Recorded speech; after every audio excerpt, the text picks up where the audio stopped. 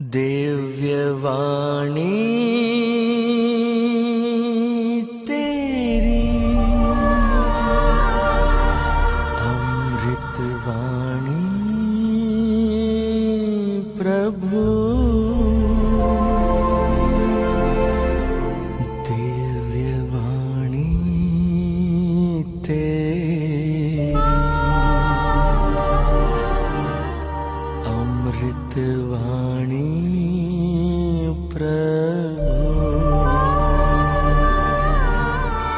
संत यूहन्ना के अनुसार प्रभु यीशु क्रिस्त का पवित्र सुसमाचार, अध्याय 14 वाक्य संख्या 7 से 14 तक। यदि तुम मुझे पहचानते हो तो मेरे पिता को भी पहचानोगे। अब तो तुम लोगों ने उसे पहचाना भी है और देखा भी है। फिलिप ने उनसे कहा, प्रभु हमें पिता के दर्शन कराइए, हमारे लिए इतना ही बहुत है। ईसा ने कहा, फिलिप, मैं इतने समय तक तुम लोगों के साथ रहा, फिर भी तुमने मुझे नहीं पहचाना। जिसने मुझे देखा है उसने पिता को भी देखा है। यदि मैं आपसे एक छोटा सा सवाल पूछूं, इस संसार में मनुष्य का सबसे बड़ा सौभाग्य क्या है? इस संसार में मनुष्य का सबसे बड़ा सौभाग्य क्या है? किसी के पास भी जवाब नहीं है। मैं सोचता हूं ईश्वर का दर्शन पाना मनुष्य के लिए सबसे बड़े सौभाग्य की बात है। और सब मनुष्य ही चाहते हैं ईश्वर का अनुभव करे, कोई चाहता है कि ईश्वर का दर्शन भी करे। और आज के सुसमाचार में आप लोगों ने सुना, यूहन्ना के सुसमाचार अध्याय 14 वाक्य संख्या 8 में फिलिप ने प्रभु से कहा, प्रभु हमें पिता का दर्शन कराइए, हमारे लिए इतना ही बहुत है। प्रभु हमें पिता का दर्शन कराइए, हमारे लिए इतना ही बहुत है। अर्थात ईश्वर का दर्शन करना, पिता का दर्शन करना सब कुछ है, सबसे बड़ी बात है। और यीशु ने फिलिप से क्या कहा? फिलिप, तुम इतने दिनों तक मेरे साथ रहे हो, फिर भी तुमने मुझे नहीं जाना। जिसने मुझको देखा है उसने पिता को भी देखा है। इसलिए वो सुंदर गीत को हम अक्सर गाते हैं ना, जिसने मुझको देखा है उसने पिता को देखा है, जिसने मुझको देखा है उसने पिता को देखा है। जो मेरी वाणी सुनता वह उसकी वाणी सुनता, जो मेरी वाणी सुनता वह उसकी वाणी सुनता। जिसने मुझको देखा है उसने पिता को देखा है। जो ईसा मसीह को देखता है वो पिता ईश्वर को देखता है। जो ईसा मसीह को सुनता है वो पिता ईश्वर को सुनता है। जो ईसा मसीह को स्पर्श करता है वह ईश्वर को ही स्पर्श करता है। जो ईसा मसीह को अनुभव करता है वह ईश्वर को ही अनुभव करता है। इसलिए यीशु ने फिलिप से कहा, जिसने मुझको देखा है उसने पिता को भी देखा है। इस संसार में बहुत सारे लोग ईश्वर की खोज करते हैं और ईश्वर की वह खोज ईसा मसीह में अंध हो जाती है। जिस इंसान को ईसा मसीह मिल जाता है उसको विश्वास हो जाता है, मैंने ईश्वर को जान लिया है, मैंने ईश्वर को पाया है। कई सारे लोगों की गवाहियां मैंने पढ़ी, मैंने सुनी। साधु सुंदर सिंह ईश्वर की खोज कर रहे थे, सिख परिवार का आदमी था, और जब ईश्वर का दर्शन उसको नहीं मिलता था वह आत्महत्या करना भी चाहता था। लेकिन पिता ने उसको सलाह दी, ऐसा मत कीजिए, और प्रार्थना कीजिए और प्रार्थना कीजिए।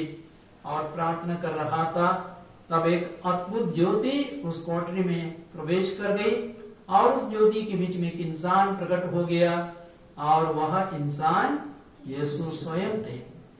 और प्रभु यीशु ने उसे क्या कहा? सुंदर सिंह, तुम्हारे सारे पाप क्षमा हो गए।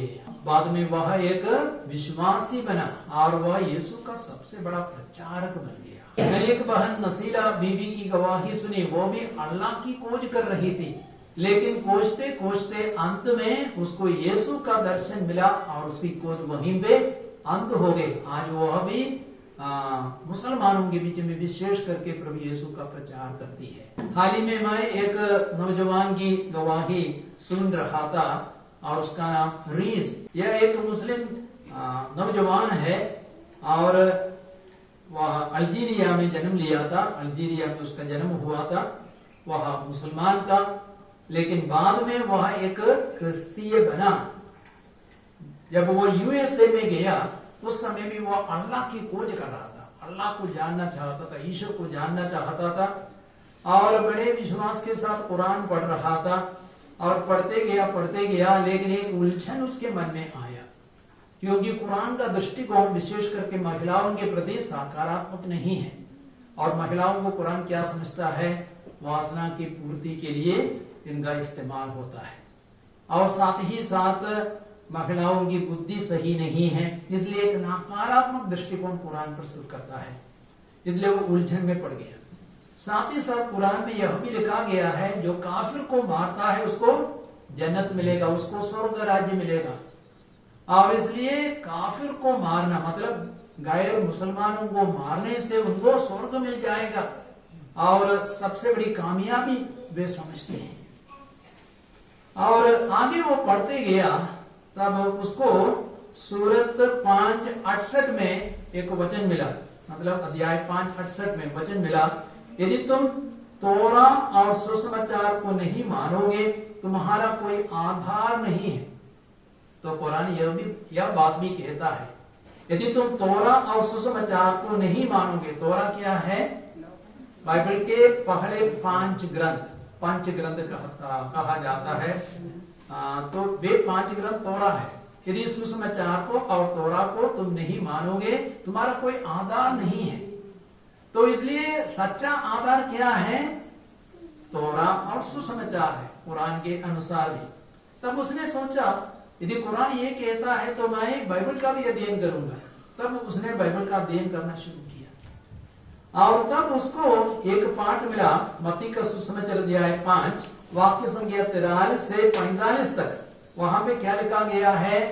कहा गया है कि अपने पड़ोसी से प्रेम करो और अपने शत्रुओं से बैर करो, परंतु मैं तुमसे कहता अपने शत्रुओं से प्रेम करो और जो तुम पर अत्याचार करते हैं उनके लिए प्रार्थना किया करो, और इस प्रकार तुम अपने स्वर्गीय पिता के संतान बन जाओगे, क्योंकि स्वर्गीय पिता भले और बुरे, धर्मी और विधर्मी दोनों पर पानी बरसाता है, सूरज उगाता है। तो कुरान कहता है अपने शत्रुओं को मारो और उनको खत्म करो, लेकिन प्रभु यीशु कहते अपने शत्रुओं से प्रेम करो और उनके लिए प्रार्थना किया करो। और कुरान मोहम्मद को सबसे बड़े आदर्श के रूप में प्रस्तुत करता है, लेकिन बाइबल यीशु को सबसे बड़े आदर्श के रूप में प्रस्तुत करती है।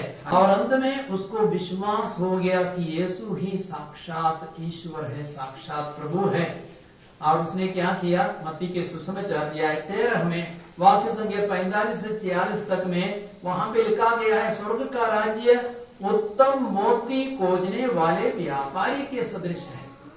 जब उसको एक बहुमूल्य मोती मिल गया, उसने सब कुछ बेच दिया और जाकर के उस मोती को मोल लिया। और वो मोती क्या है? वो मोती यीशु स्वयं है। उसने यीशु को अपने मुक्तिदाता के रूप में स्वीकार किया और उसने 2010 में बपतिस्मा ग्रहण किया। और आज वो किसी अल्लाह की खोज नहीं कर रहा है, क्योंकि उसकी खोज अंध हो गई, क्योंकि उसने साक्षात ईश्वर को पाया। और प्रभु यीशु क्या कहते हैं? प्रकाशन ग्रंथ 22:13 में यीशु क्या कहते हैं? अल्फा और ओमेगा, आदि और अंत, प्रथम और अंतिम मैं ही हूँ। हालेलुया। तो हमारा जीवन का प्रारंभ यीशु है, हमारा जीवन का अंत यीशु है। जब हम यीशु को पाते हैं, अपने जीवन के लक्ष्य को हम पाते हैं। अल्फा और ओमेगा। अल्फा क्या है? अल्फा क्या है? यूनानी वर्णमाला का पहला अक्षर है। ओमेगा यूनानी वर्णमाला का अंतिम अक्षर है, अर्थात आदि और अंत। अल्फा और ओमेगा, प्रथम और अंतिम मैं ही हूँ। तो यीशु साक्षात ईश्वर है, क्योंकि उनके द्वारा सब कुछ अस्तित्व में आया। ईश्वर ने कैसे सारे संसार को बनाया? शब्द मात्र से। वो शब्द क्या है? यीशु स्वयं है। आदि में शब्द था, शब्द ईश्वर के साथ था, शब्द ईश्वर ही था। उसके बिना कुछ भी अस्तित्व में नहीं आया। बाइबल कहती है यूहन्ना के सुसमाचार अध्याय 1 में, तो यीशु सृष्टि करता है, यीशु के द्वारा ही सब कुछ अस्तित्व में आया। वही सच्चा ईश्वर है जिसने सब कुछ बनाया, सारे संसार को बनाया, आकाश और पृथ्वी को, सूरज चंद्रमा को, आपको, मुझको, जीव जंतुओं को बनाया। वही साक्षात ईश्वर है। और यीशु के बारे में उसके जन्म के सैकड़ों वर्ष पहले कई सारी भविष्यवाणियां की गई है। जैसे कि ईसाइया ने भविष्यवाणी की है, ईसाइया 7:14 में, कुमारी गर्भवती होगी, पुत्र प्रसव करेगी, उसका नाम इम्मानुएल रखा जाएगा। मीका के ग्रंथ अध्याय 5 में भविष्यवाणी की गई है, वो बेथलेहम में जन्म लेगा। और नबी ईसाइया ने अध्याय 53 में भविष्यवाणी की है, उसका क्रूस मरण होगा। और साथ ही साथ दाऊद राजा ने भी स्तोत्र 22 में भविष्यवाणी की, उसका क्रूस मरण होगा और उसका पुनरुत्थान होगा। स्तोत्र ग्रंथ अध्याय 16 में भविष्यवाणी की गई है। अर्थात यीशु के जीवन की कहानी उसके जन्म के सैकड़ों वर्ष पहले पूर्ण रूपेण लिखी गई थी। इस संसार में ऐसा कोई इंसान है उसके जीवन की कहानी उसके जन्म के सैकड़ों वर्ष पहले लिखी गई थी? कोई इंसान है? ऐसा कोई भी इंसान नहीं है। लेकिन यीशु के जीवन की कहानी उसके जन्म के पूर्व ही लिखी गई थी। हालेलुया। और यीशु पूर्ण रूपेण निष्कलंक था, निष्पाप था। इसलिए यूहन्ना बपतिस्मा ने यीशु को दिखाते हुए कहा, देखिए ईश्वर का मेमना जो संसार के पाप हर लेता है। जो निष्पाप है वही दूसरों के पापों को अपने ऊपर उठाकर उन्हें पापों से मुक्त कर सकता है। कोई भी पापी इंसान दूसरों को पाप से मुक्त नहीं कर सकता है। और सिर्फ यीशु ही पापियों की खोज में आया। मत्ती के सुसमाचार 9:13 में वचन क्या कहता है? मैं धर्मियों को नहीं लेकिन पापियों को खोजने के लिए, पापियों को बुलाने के लिए आया हूं। सिर्फ यीशु ही क्रूस पर पापियों के उद्धार के लिए कुर्बान हो गया। किसी अन्य व्यक्ति ने अपने जीवन को अर्पित नहीं किया पापियों के उद्धार के लिए। और सिर्फ यीशु का ही मृतकों में से पुनरुत्थान हो गया। तीसरे दिन वह कब्र से जी उठा और आज भी यीशु जीवित है और स्वर्ग में आरोहित हुए और वो पिता की ओर दाहिनी ओर विराजमान है। हालेलुया। तो यीशु में सच्चे ईश्वर बनने की सारी योग्यताएं हैं। इसलिए हम यह निश्चित रूप से कह सकते हैं, 100% गारंटी के साथ कह सकते हैं, यीशु ही साक्षात ईश्वर है, सच्चा ईश्वर है। जो इंसान यीशु को पाता है ईश्वर के लिए उसकी खोज समाप्त हो जाती है। तो आज हमें उसी ईश्वर को प्यार करना है और अन्य लोगों के लिए प्रार्थना करना है कि वे भी उस सच्चे ईश्वर को पाए। हम तो सौभाग्यशाली हैं कि हम लोग यीशु मसीह को जानते हैं। लेकिन संसार में कितने करोड़ों अन्य धर्मावलंबी है जो ईसा मसीह को नहीं जानते हैं और उनके लिए हमें प्रार्थना करने की आवश्यकता है। हालेलुया। और यदि अभी तक किसी को ईसा मसीह नहीं मिला, वचन कहता है यिर्मयाह के ग्रंथ अध्याय 29 में वाक्य संज्ञा 13 से 14 तक में वचन कहता है, यदि तुम संपूर्ण हृदय से मेरी खोज करोगे मैं तुम्हें मिल जाऊंगा। यदि तुम संपूर्ण हृदय से मुझे ढूंढोगे तो मैं तुम्हें मिल जाऊंगा। तो हमें संपूर्ण हृदय से प्रभु को खोजना है, प्रभु को ढूंढना है, तब प्रभु हमें मिल जाएंगे। मत्ती के सुसमाचार 5:8 में यीशु कहते हैं, धन्य है वे जिनके हृदय निर्मल है, वे ईश्वर का दर्शन करेंगे। कौन ईश्वर का दर्शन करेंगे? जिनका हृदय निर्मल है। तो अपने पापों को त्याग कर पापों के लिए पश्चाताप करते हुए हम ईश्वर की खोज करेंगे। अवश्य हम ईश्वर का अनुभव पाएंगे, ईश्वर का दर्शन भी पा सकते हैं, ईसा मसीह का दर्शन पा सकते हैं, माता मरियम का दर्शन पा सकते हैं। दुनिया में कई अन्य लोग हैं जिन्होंने माता मरियम का दर्शन पाया, ईश्वर का दर्शन पाया, यीशु का दर्शन पाया। आइए हम प्रभु के इन वचनों के लिए प्रभु को धन्यवाद दें। इन वचनों पर हम मनन करें।